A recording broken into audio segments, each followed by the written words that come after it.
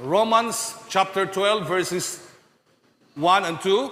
Therefore, I urge you, brothers and sisters, in view of God's mercy, to offer your bodies as a living sacrifice, holy and pleasing to God.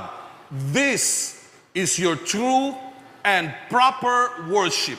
In the New King James, it's called, this is your reasonable service. Why bodies as a living sacrifice?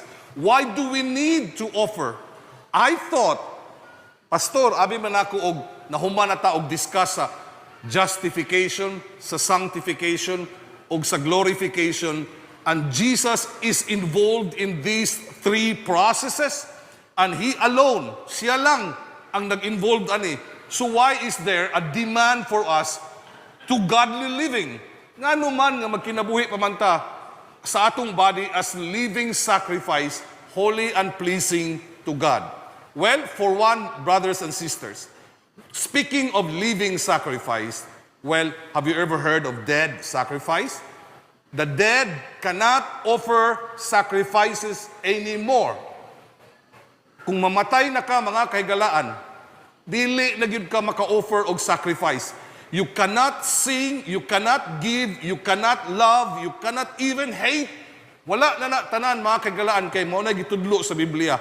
Kung wala na ka diri, kay past tense na ka, kay namatay na ka, mga kaigalaan, you have no more part in this present world under the sun. Mao man nag-ingon sa Ecclesiastes chapter 9, mga kaigalaan, nga wala na tay kabahin. Kung mamatay na ta, dili na in taon kasagara ra ba nangasayop ta ana. Basta mamatay, madungog ta. Even in the circle of the Seventh-day Adventist, paistoryahon ng pamilya, maingon dayon og asa manggani ka karon? Gatan-aw na mo. Ayaw lang in taon mi og pasagdi, giyahi gihapon mi.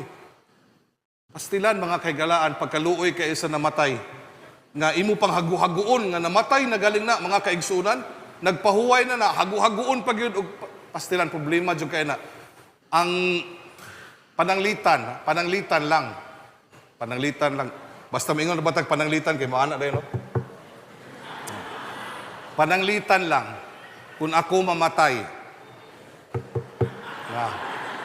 pananglitan akong mamatay, bata pa man akong asawa, maminyo jud siyang utro, kay gwapa man pud akong asawa, no?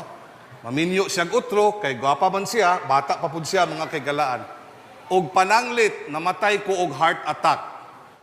Dayon wala di ay ko namatay, sumala sa gingon sa Biblia, kay yung gingon sa Biblia, mamatay ka, ibutang ka sa ilalom, magpaabot ka sa pagbalik sa Ginoo. Wala na jud kay kabahin. Your love, your hatred, your jealousy, anything under the sun, wala na kay bahin.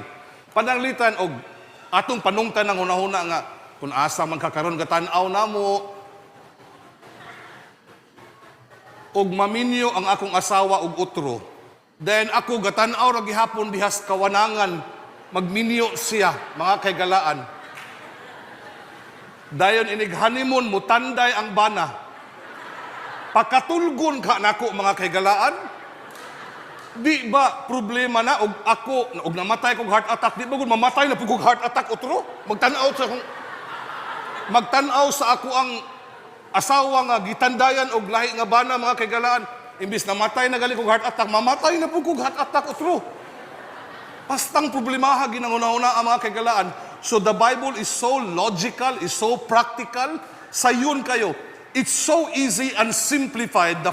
The problem is, we don't get it. Daghang mga bright kayo, mga kuyaw, kayo mga posisyon, mga kaigalaan. Panahon, magtanaw ka sa TV, mga artista, mga dato kayo. Kung saan ka man ngayon naruroon, wag mo naman kaming kalimutan. Pasti lang dako ang problema na, mga kaigalaan. Inig-aksyog, tanday, og may di giriko na ko nang yang lapalapa og problema dyan kayo na, mga kaigalaan.